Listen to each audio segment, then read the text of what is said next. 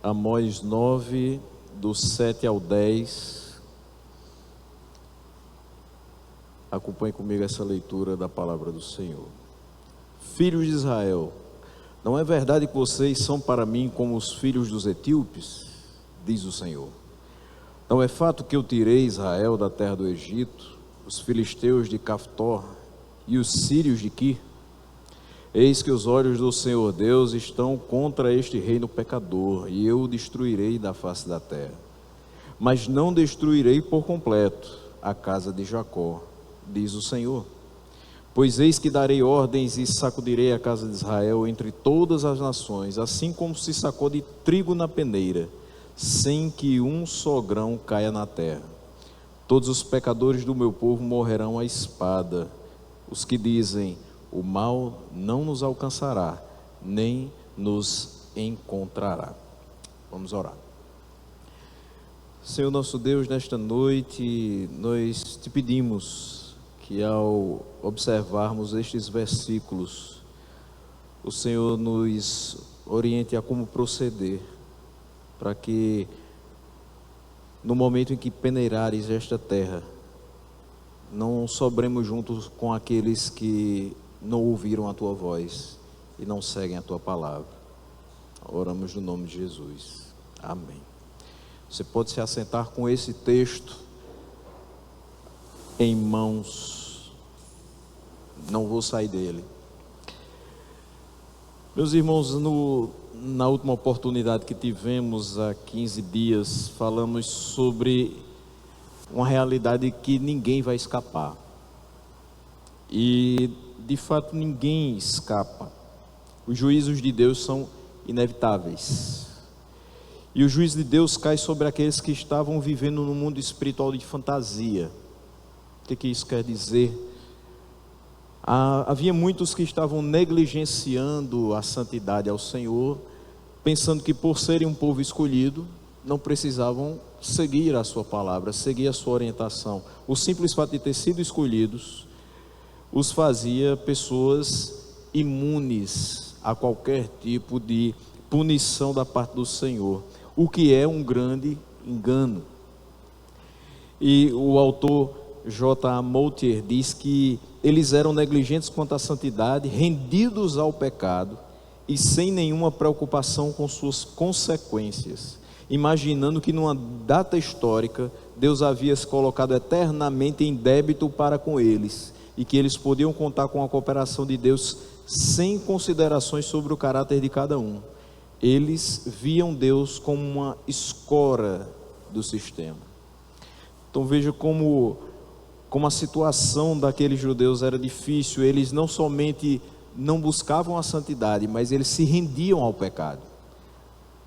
Esse é o grande problema daquele que acha que está salvo simplesmente porque ele frequenta uma igreja, simplesmente porque ele é de uma linhagem que frequentou a igreja ou que tem participação na igreja. Se meu pai foi crente, meu avô foi crente, eu também sou crente e vou ser salvo por conta disso, porque a minha família todinha tem um histórico de crença, então eu creio também, eu vou para o céu. E isso dá uma falsa segurança, porque o simples fato de você congregar não quer dizer que você é nascido de novo. Você pode muito bem estar aqui e a sua cabeça está muito além dessas portas, para muito mais longe do que a sua casa e as preocupações do dia de amanhã. Sua cabeça pode estar em outro estilo de vida que você não assume hoje, porque talvez você não sabe quais são as consequências que vão lhe sobrevir se você assumir esse estilo de vida. Então tem muitas pessoas, infelizmente, que hoje, como esses judeus, não se desviam porque acham que alguma coisa pode dar muito errado na vida delas. Talvez o comentário das pessoas que estavam com elas na igreja, caminhando juntas, a decepção de parentes, talvez o pastor pode falar alguma coisa depois que essa pessoa sair da igreja e dizer: de fato não era um dos nossos, veja como se desviou do caminho. Existem vários fatores que fazem com que pessoas estejam em cadeiras de igrejas, mas não queremos meramente produzir pessoas que se sentam em cadeiras de igreja. A nossa preocupação é fazer com que aqueles que se sentam nas cadeiras da igreja tenham certeza no seu coração de que há um lugar reservado nos céus para ele. Ou seja, que haja certeza de salvação, que haja certeza de que o sacrifício de Cristo foi para você e você está seguro nele. E que nada nesse mundo pode tirar essa certeza do seu viver. Agora, isso implica que você viva como alguém que é salvo. Ou seja, você não foi salvo simplesmente para deitar em berço esplêndido esperando a luz do mar e ao som do céu profundo, que Jesus volte, que Jesus venha novamente buscar a sua igreja. Você foi salvo para que todas as suas ações concorram para a glória dele, para que tudo que você faça seja para o louvor da glória dele. Então há uma necessidade de uma busca de santidade na nossa vida, há uma necessidade de que nós rejeitemos o pecado, há uma necessidade de que haja uma preocupação com as consequências dos nossos atos, porque por mais que sejamos salvos, mas as consequências dos nossos pecados recairão sobre nós. Eles foram pagos na cruz, Cristo pagou, mas as consequências danosas, desastrosas daquilo que nós fazemos quando deixamos a nossa natureza pecaminosa aflorar, sim, recai sobre nós. E é interessante que essa consideração do J.A. Moutier, ele fala que eles achavam que podiam contar com a cooperação de Deus sem considerações sobre o caráter de cada um, ou seja, como se Deus fechasse os olhos para aquilo que nós fazemos, e independente das nossas ações, Ele sempre estaria do nosso lado. Eu me lembro que em uma determinada situação, alguém me questionou se eu não encobriria algum erro do meu pai, por ele ser meu pai. E diria que ele estaria falando a verdade, mesmo se ele estivesse mentindo. E eu lembro que a minha resposta foi o seguinte: eu nunca encobrirei um erro do meu pai, porque eu sei que ele nunca vai encobrir um erro meu. E eu sei que há uma consideração sobre o caráter de cada um de nós pela parte de Deus, ou seja, Ele não vai encobrir os nossos erros. Jesus Cristo veio, se entregou e o seu sangue cobriu a nossa multidão de pecados, mas Deus continua enxergando o que nós fazemos. Ele continua vendo quando nós tropeçamos, erramos, nos desviamos do seu propósito, e Ele considera essas questões. Nós não podemos achar que sempre teremos a cooperação de Deus, independente do que façamos, que sempre Ele vai nos ajudar a nos safar de situações difíceis. Se nós errarmos, Ele vai corrigir. Somos seus filhos, e um pai corrige ao filho que ama. É isso que Hebreus diz no capítulo 12 e no versículo 6. Então, se você é corrigido, se você é constrangido a mudar o seu comportamento, a observar a sua ação, a sua caminhada, a corrigir a sua rota para agradar a Deus, saiba, isso é motivo de grande alegria, porque você é filho. Se Ele deixar você a própria sorte, fazendo aquilo que agrada o seu coração e não o que agrada o dele, você no final das contas vai descobrir que não era filho dele. E isso vai ser uma grande dor de cabeça para a sua vida. O David Alan Hubbard é citado pelo reverendo Hernandes Dias Lopes, comentando esse texto aqui de Amós, e ele diz, de fato, corretamente, que Deus ensinou duas dolorosas lições a Israel. Primeira delas, que a soberania e o cuidado divino estendem-se para além de suas fronteiras, atingindo povos distantes e hostis. Eles achavam o seguinte: somos o povo escolhido do Senhor. Eles cantavam mais ou menos como a gente cantou agora: somos o teu povo, somos a tua igreja. Só que eles não cantavam com a intenção que nós cantamos, de saber que nós somos o povo dele porque fomos comprados pelo sangue de Cristo. Somos o povo dele, livres para adorá-lo. Somos o povo dele, libertos da escravidão do pecado para fazer a vontade do Pai. Eles achavam: somos o seu povo, a sua soberania e o seu cuidado só recai sobre nós. E isso era um engano, porque estendia-se para além das suas fronteiras. Povos distantes e hostis ao próprio povo de Israel eram alvo do cuidado do Senhor. Isso não é nada demais quando a gente observa que o cuidado de Deus não é só sobre nós que aqui estamos e que servimos a Ele, que confessamos o nome de Cristo, mas o cuidado dele é para todas as suas criaturas.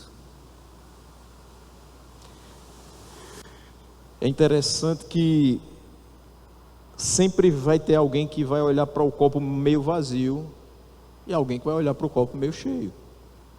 Alguém vai olhar para o que aconteceu ontem no rompimento daquele reservatório da Cagepa ali no Centenário e vai dizer assim: morreu uma pessoa e se feriram outras.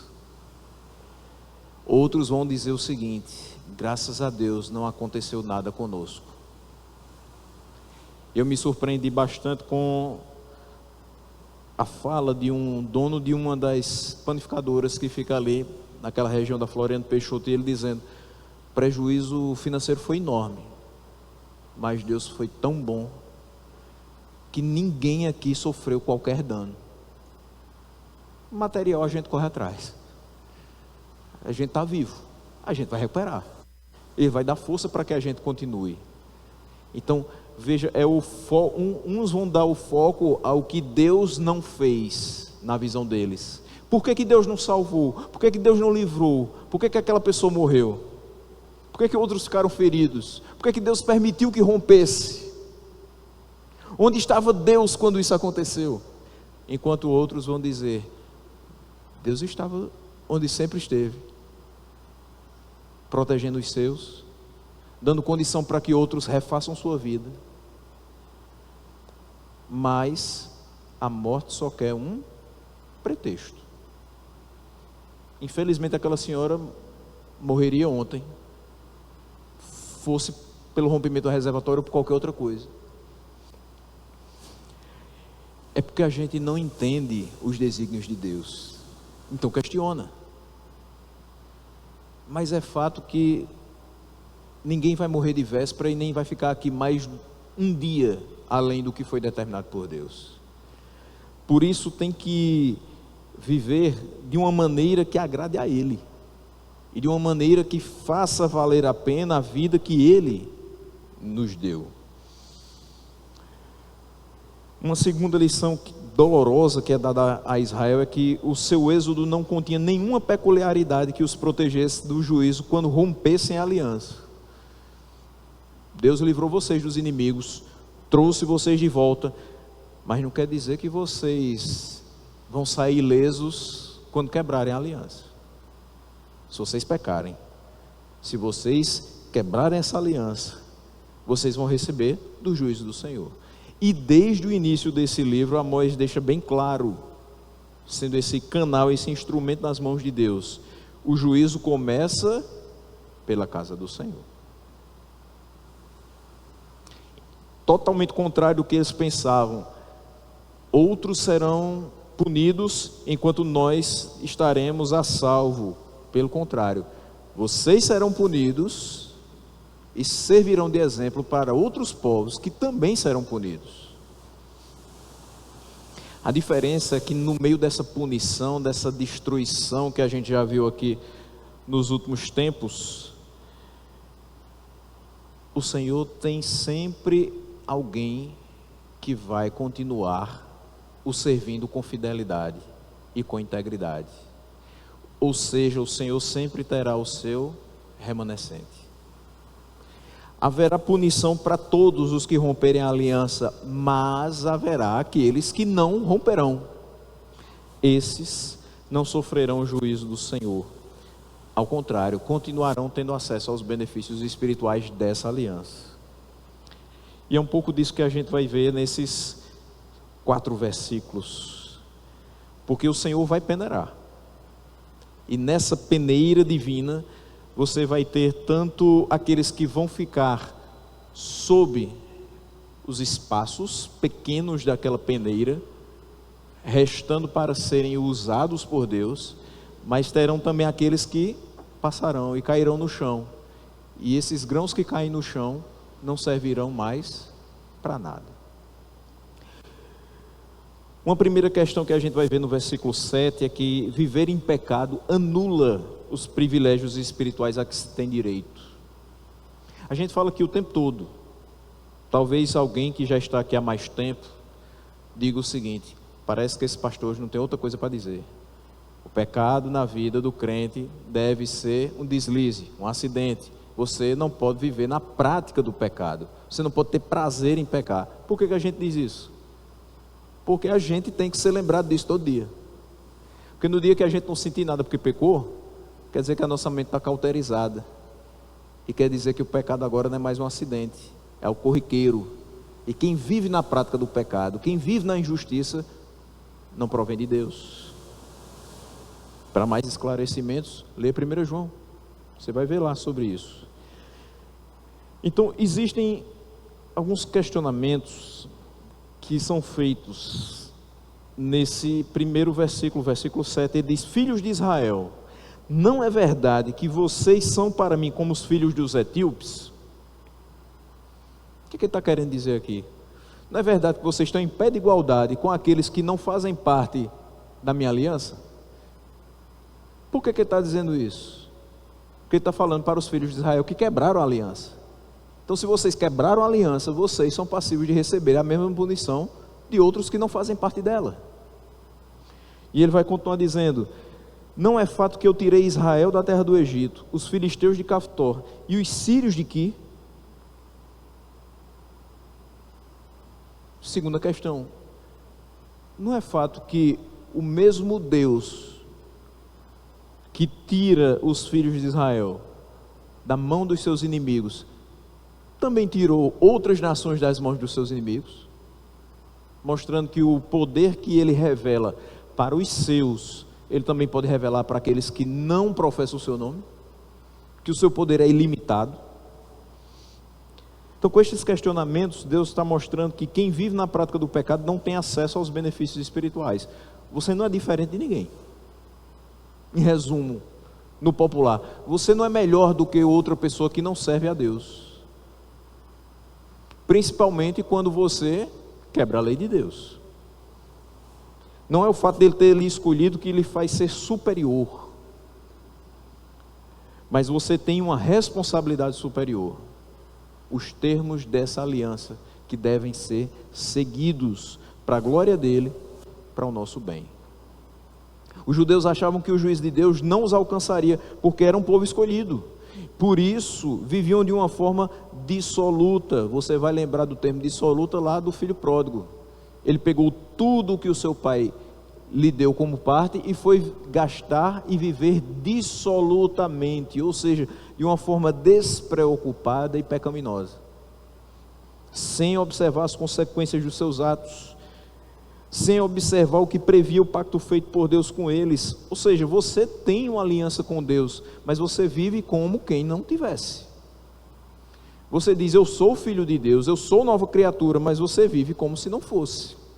Você tem uma palavra que você precisa viver em conformidade com o que ela expressa, mas você vive como se ela não existisse. Mas eles diziam: nós somos povo escolhido, nada vai nos acontecer. E é claro que Deus livrou os judeus da terra do Egito. É claro que ele fez uma aliança com eles. É claro que muitos privilégios eram destinados a eles. Mas também é claro que ele não os permitiu pecar deliberadamente, uma vez que eles foram salvos e escolhidos para ser seu povo. É claro que Deus já lhe deu inúmeros livramentos.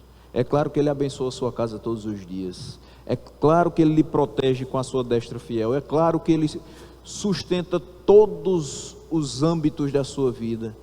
É claro que você está nas mãos dEle. Mas é claro que você precisa viver para Ele.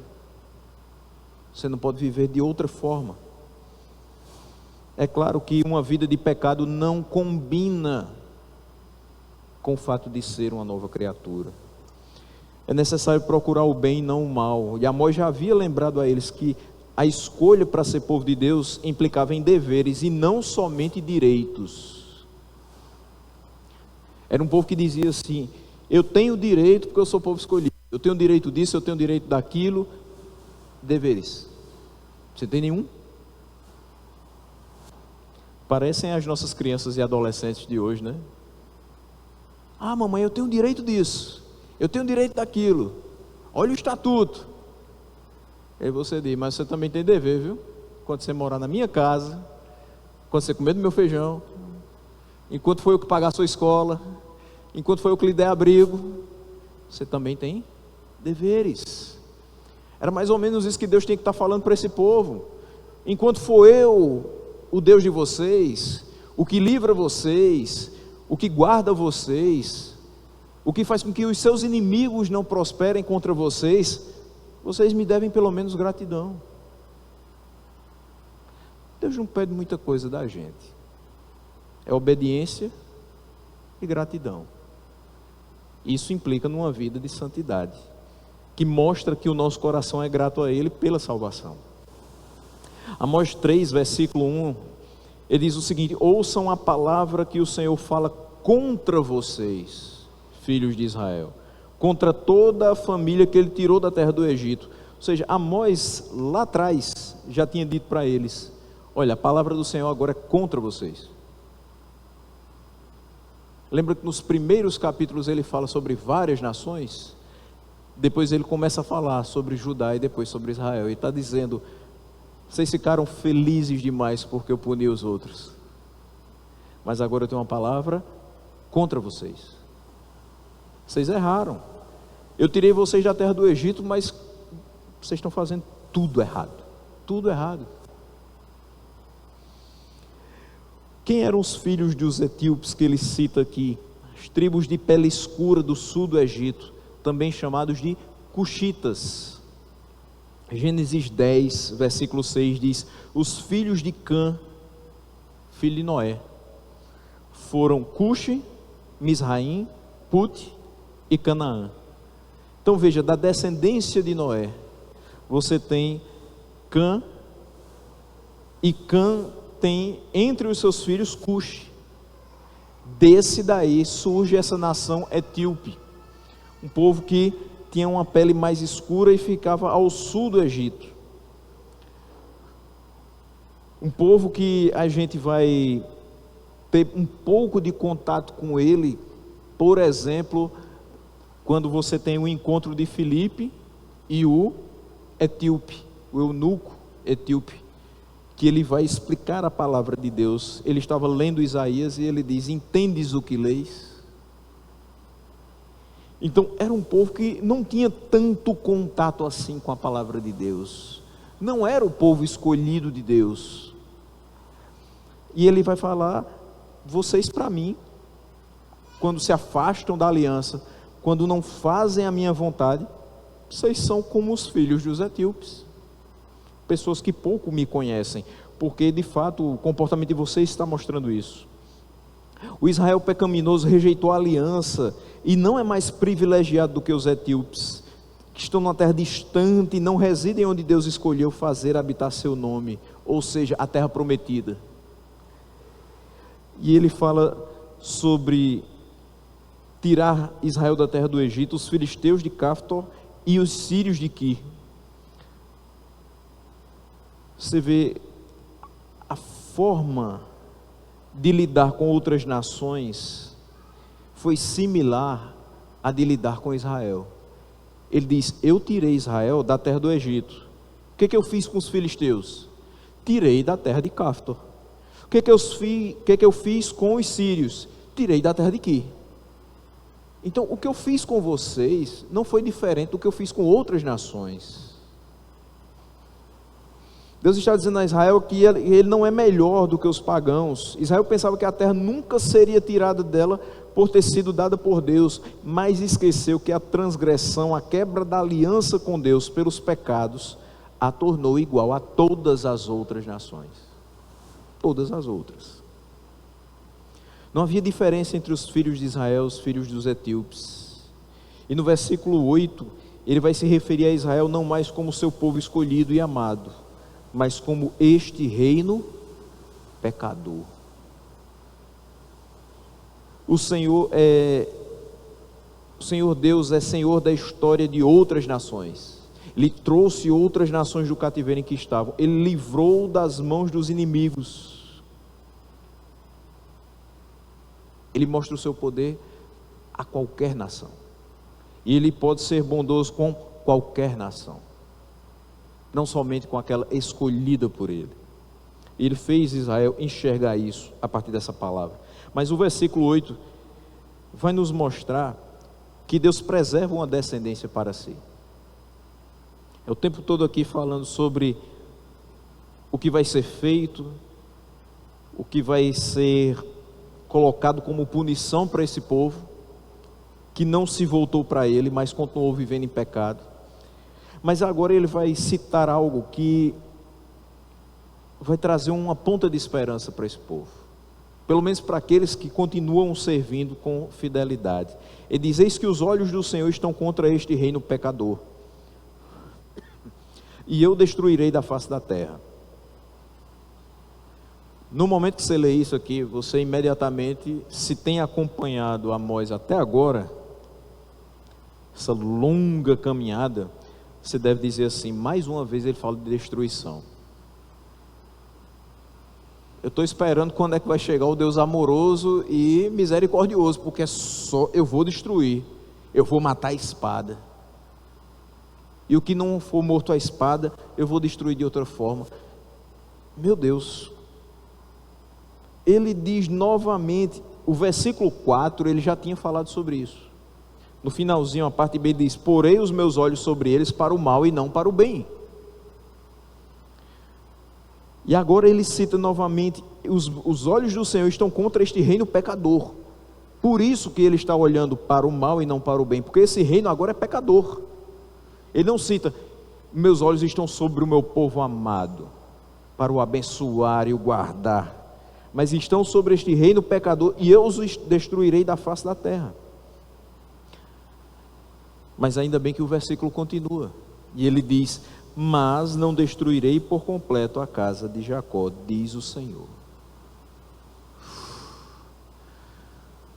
Pouquinho de misericórdia, pouquinho de esperança. Vai ter destruição, mas não por completo. O governo divino salva o remanescente segundo a graça. Amós fala que Deus tem um remanescente da graça que será poupado. Eu não destruirei por completo a casa de Jacó. No julgamento, Deus não destruirá toda a casa de Jacó, porque sempre haverá um remanescente segundo a graça. Os verdadeiros israelitas não são aqueles que têm sangue judeu, não são aqueles que arrogam para si: somos o povo escolhido de Deus, temos uma linhagem assim, assim. Não, são aqueles que nasceram de novo. É isso que faz você ter certeza de que você é salvo. Não é o fato de você ter uma carteira de membro de uma igreja evangélica, não é o fato de você ter 30 anos de vida cristã, pelo menos externamente, porque só quem te conhece dentro de casa é sua família e Deus. E mais difícil do que ser crente na igreja é ser crente em casa, que em casa todas as nossas virtudes são apagadas pelos nossos defeitos, que são conhecidos integralmente. Mas o que faz a gente ser conhecido como pessoas ligadas a Deus é o fato de nós termos nascido de novo. E quando nós nascemos de novo, não estamos isentos de pecar, mas lutamos contra o pecado todos os dias da nossa vida. Essa é a característica marcante de um novo nascido. É aquele que luta contra o pecado. Israel pecou demais. Não parecia mais estar lutando contra esse pecado, resistindo ao diabo para que ele fugisse deles. Parecia ter se entregado a uma vida dissoluta. Por isso os olhos do Senhor estão voltados para esse povo, não para o bem, mas para o mal. Mas no final desse versículo ele diz: a destruição não vai ser total, porque a descendência de Abraão vai ser preservada. O povo podia quebrar a aliança, Deus nunca quebrará. Os termos são muito claros, e essa aliança é preservada porque uma das partes não quebra. Quem sustenta essa aliança é Deus. Porque se nós formos olhar, nós quebramos inúmeras vezes. Mas por sua fidelidade, Deus mantém o remanescente. Isso traz um ponto de esperança. Deus na sua ira destrói os ímpios, e até mesmo aqueles da nação que ele escolhera. Mas na sua fidelidade preserva para si um remanescente fiel. Vai ter morte. Se fosse um filme de Hollywood, seria sangue para todo lado, até na câmera. Mas também teria aquela pequena quantidade sendo preservada e recebendo novamente a luz do sol quando o dia amanhecesse. Existe esperança para aquele que entrega a sua vida a Deus. Existe um porvir muito melhor do que a nossa realidade presente, quando nós entregamos a nossa vida para Deus. Existe algo muito melhor nos esperando, mas é necessário que a gente viva de fato como a quem foi outorgada essa esperança.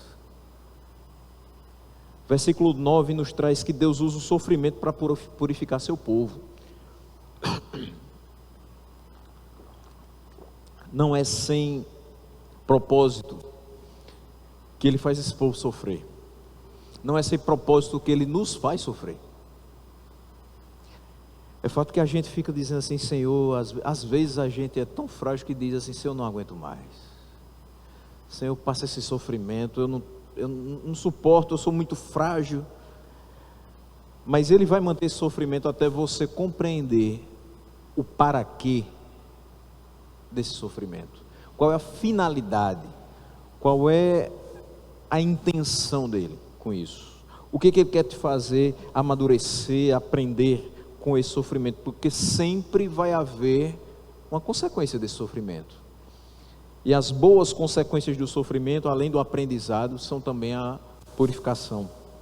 Ou seja, se é um povo que precisa ter uma vida de santidade, ele precisa ser purificado.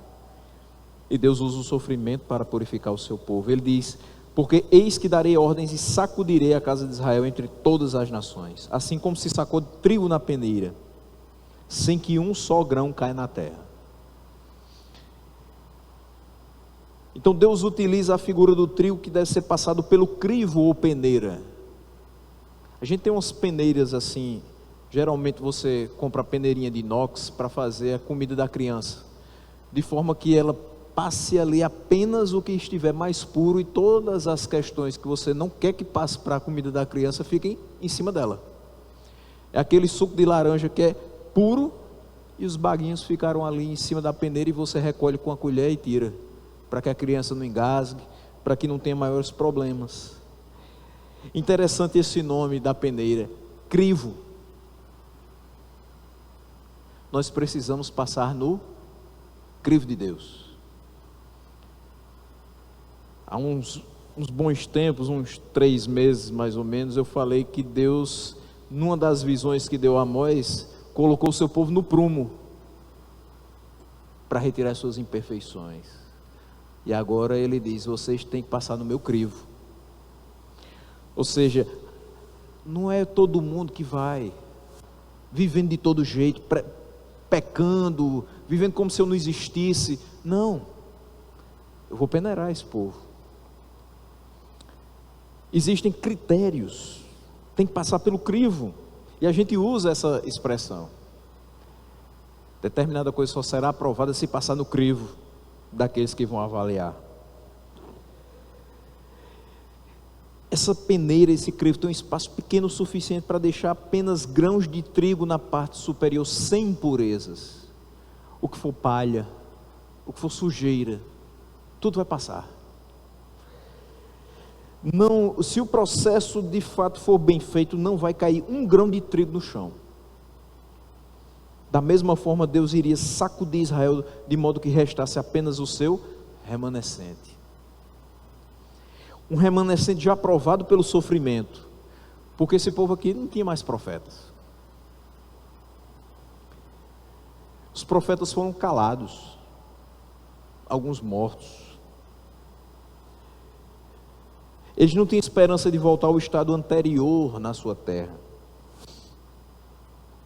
Mas justamente por esse momento de provação, essa experimentação no sofrimento, era um povo que, após ser sacudido, restaria ali naquele crivo.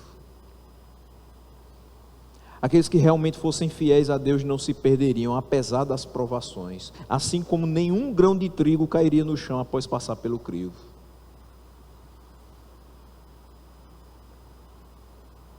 Tem gente que sofre demais. E que quando a gente olha para o próprio sofrimento, a gente diz, eu não estou sofrendo coisa nenhuma.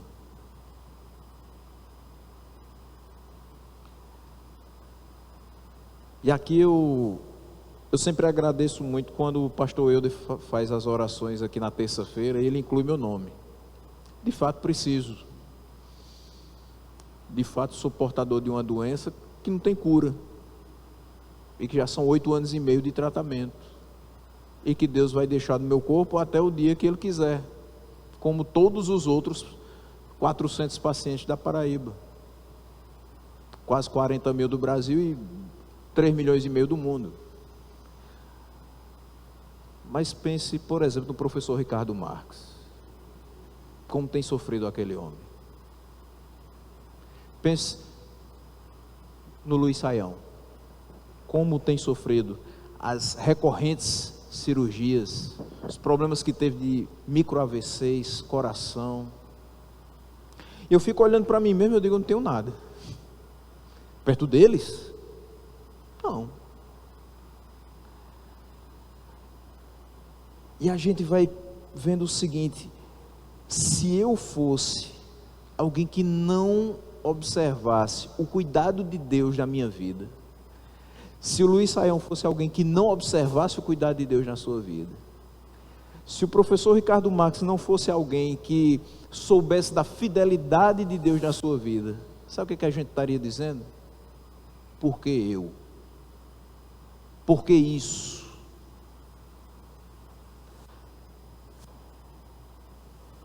Muitas vezes o sofrimento faz com que pessoas se percam e corram. Porque servir a Deus não devia ser tão difícil. Deus é amor, né? Se Deus é amor, Ele não quer ver o seu filho sofrendo. É assim que pensam muitos. Mas o sofrimento é como o fogo que vai tirando as impurezas do ouro. É como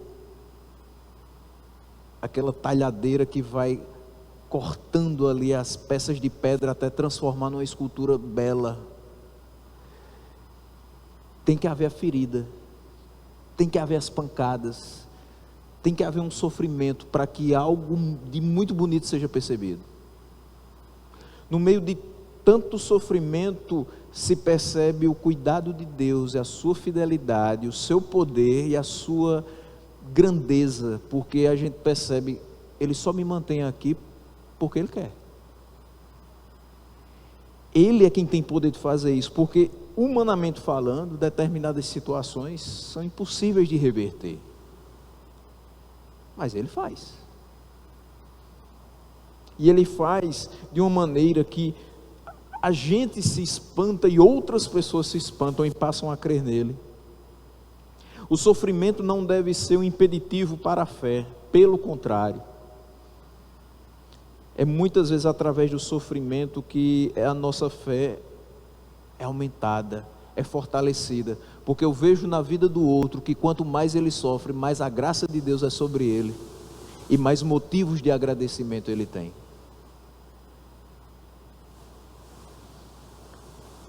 Deus usa o sofrimento para peneirar o seu povo, para ver quem está de verdade do seu lado, porque, meus irmãos, é fácil, na bonança, dizer, eu confio em Deus, está tudo indo bem, então você vai dizer que confia em Deus.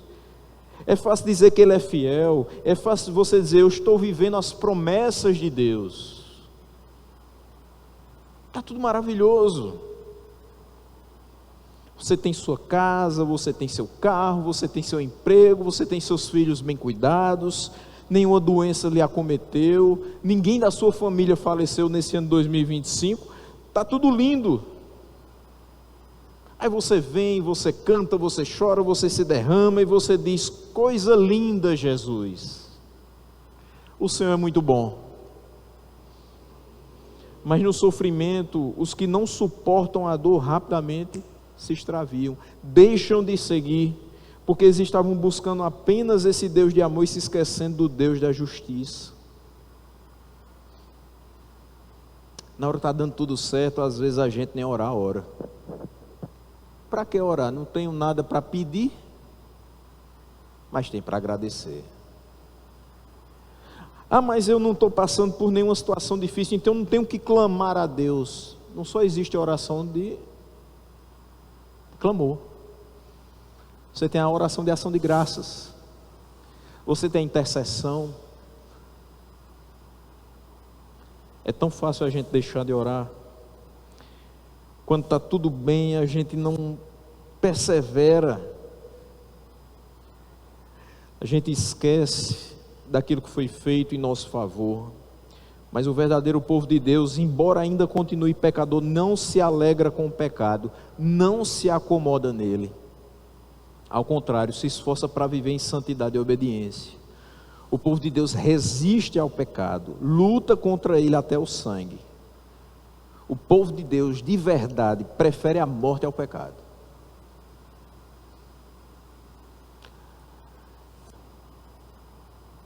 É bem antiga essa história, mas ela é bem ilustrativa para isso. Lá no comecinho dos anos 90, nós tínhamos um pastor e cantor chamado Afonso Augusto. Talvez quem é mais antigo lembre dele. Ele fez parte do Embaixadores de Sião, cantava muito bem, esteve aqui em Campina Grande algumas vezes. Eu tive a oportunidade ainda de alcançar uma das vindas dele aqui. Mas ele tinha algo que algumas gravadoras naquela época, ainda do long play, nós tínhamos lá em casa um long play dele, com a Bíblia aberta. O disco chamava A Palavra Verdadeira. E ele, naquela pose imponente assim, com a Bíblia aberta, e as gravadoras queriam que ele fizesse um tributo a um cantor que havia falecido 9 anos antes, em 83, chamado Altemar Dutra. A voz de Afonso Augusto era muito parecida com a de Altemar Dutra, muito parecida. E a voz do filho dele, que continua cantando, Emerson Augusto, igual. Então faziam várias incursões para buscar o Afonso Augusto, para tentar fazer um disco de tributos. E há quem diga que em alguns momentos, até pela questão financeira, que não era das melhores naquela época, para qualquer pessoa que vivia do ministério e tinha sua venda de discos ali, algum valor deve ter balançado ele. Em momento algum ele aceitou, mas algum valor deve ter balançado, porque eles eram muito insistentes. E é assim que o mundo é conosco. O pecado é insistente. E se você vê que alguma coisa pode lhe fazer destacar, ganhar alguma vantagem com isso. Fato é que naquele ano de 92 ele sofre um acidente e morre aos 42 anos de idade. Eu sei que para quem fica é terrível. Eu ainda estou passando por isso. Mas a gente prefere ver um pai morto do que no mundo. Como é bom quando a gente está numa situação de perda, mas você escuta de todas as pessoas: nós sabemos onde ele está. Eu sei onde meu pai está. Eu sei onde minha mãe está. Eu sei onde meu avô está. Eu sei que serviram ao Senhor com todas as dificuldades, tendo passado por várias tentações, tendo tido todas as oportunidades de se desviar, mas não se desviaram. Deus os preservou. É preferível a morte ao pecado, porque essa morte é temporária. Nós vamos ser ressuscitados, nós vamos receber o corpo de glória e nós teremos uma vida eterna com Deus. Mas se permanecermos em pecado, essa morte será eterna. Não é isso que ninguém quer, nem para si, nem para os seus. No versículo 10, para nós terminarmos, nós vamos ver que Deus destruirá os pecadores de dentro do seu povo. Ele já fez a ressalva. Nós sabemos que existe esperança para o seu povo, que Ele não vai destruir totalmente a casa de Jacó. Vai haver uma seleção, vai haver uma peneira divina passando. Os grãos que ficarem sob essa peneira não serão descartados. E você deve se lembrar disso: todo aquele que vier até mim, de modo algum eu lançarei fora. Mas aqueles que caírem no chão, quem eram os pecadores da nação de Israel? Todos os pecadores do meu povo morrerão à espada. Os que dizem: o mal não nos alcançará, nem nos encontrará. Ou seja, aqueles que têm autoconfiança e não confiança no meu nome. Aqueles que se acham seguros, mas que não estão seguros em mim. Aqueles que têm uma própria justiça, mas que não receberam a justiça do meu filho. Os adeptos, como diz o reverendo Augusto Nicodemos, da teologia do Reino do Norte. Ou seja, que achavam que nenhum mal lhes sucederia, por serem filhos de Deus. Essa pergunta, óbvio, é retórica. Você responde para si mesmo: todo mundo é filho de Deus?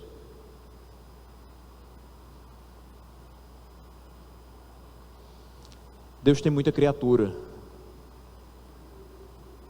mas poucos filhos. Chamados pela pregação do Evangelho são muitos. Multidões se aglomeram e escutam, mas escolhidos, que recebem essa palavra, que guardam no coração, que o Espírito Santo move tudo dentro deles, para que tenham uma novidade de vida, são bem menos.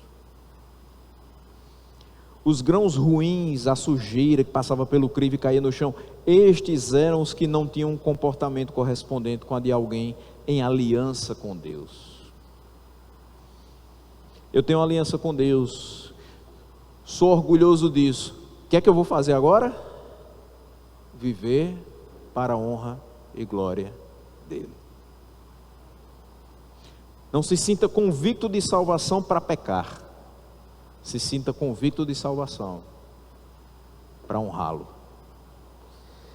Algumas aplicações para que a gente feche o sermão desta noite. A primeira delas é que existe um Deus por trás da história das nações. Não foi só Israel que foi liberto. Os filisteus foram libertos também. Os sírios foram libertos. Até as nações hostis foram libertas. E em tudo é possível ver a mão de Deus. Em tudo é possível ver a mão de Deus. Todas as movimentações que acontecem com as nações durante o livro de Amós têm influência divina. Às vezes a gente fica pensando assim, meu Deus, por que o Senhor ainda permite esse confronto de Rússia e Ucrânia? Por que o Senhor não destrói logo um lado? Quem começou essa guerra? Por que o Senhor não fulmina logo todo mundo que está envolvido com isso? E deixa esse povo em paz?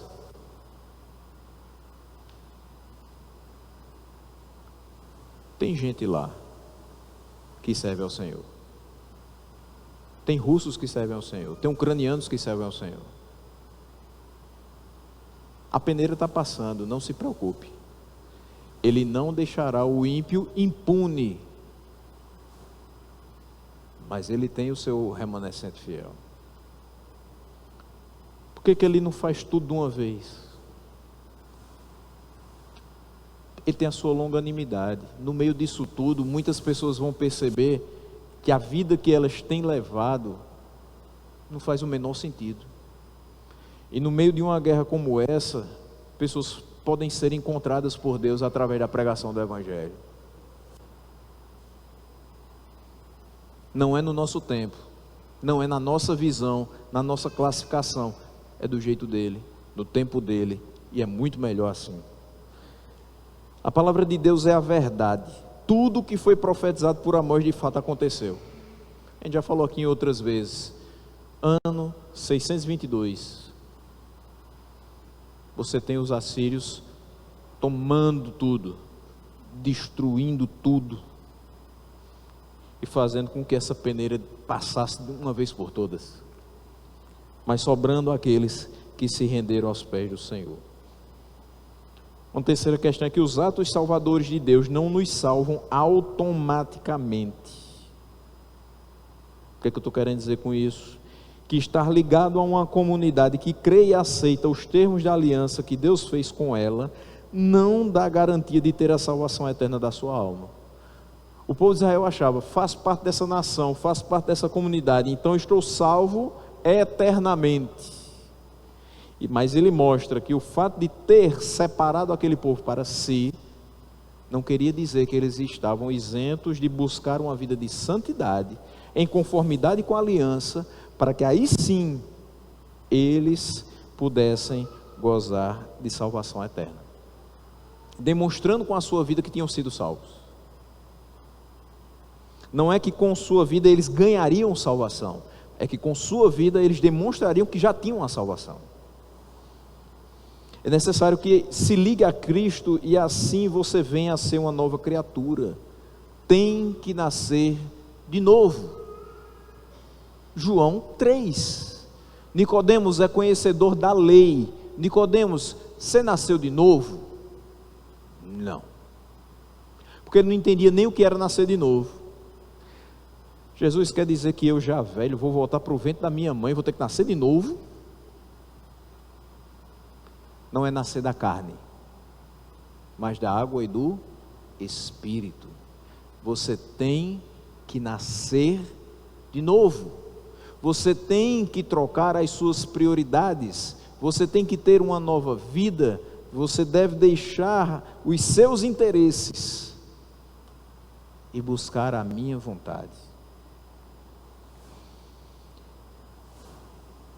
É necessário que a gente esteja ligado a Cristo para viver em novidade de vida. É necessário que isso aconteça, para que a gente creia e aceite os termos da aliança de Deus com o seu povo. E por fim, existem verdadeiros crentes dentro da igreja, o remanescente fiel, pessoas que apesar de imperfeitas, buscam aperfeiçoamento no relacionamento com Cristo, que não pecam por deleite, mas por deslize, que buscam apesar de si mesmos, ser cada dia mais parecidos com Cristo, fazer a sua vida valer a pena, servindo para a glória de Deus. Em Cristo a promessa da descendência foi cumprida, pelo seu sacrifício é suscitado e purificado o remanescente fiel ao Deus da aliança, esse Deus que nos garante vida e vida eterna. Em Cristo os nossos pecados são perdoados, a nossa vida é refeita, a nossa prioridade é mudada para fazer aquilo que agrada e glorifica a Deus. Se você ainda não fez isso, que você possa se arrepender dos seus pecados e buscar viver inteiramente para Deus, sabendo que o que passou historicamente não nos garante salvação automática. Agradeçamos a Deus por Cristo. Em Cristo nós temos garantia, certeza da salvação. Todo aquele que for até Ele, de modo algum vai ser lançado fora. Essa é a mensagem quase que final de Amós. O pecado leva à destruição, mas a obediência te faz desfrutar das bênçãos do Senhor, reservadas para o povo da sua aliança. Que vivamos como o povo da aliança, que sejamos este povo da aliança, e que honremos os termos dessa aliança, estabelecidos por Deus, o Deus da nossa salvação.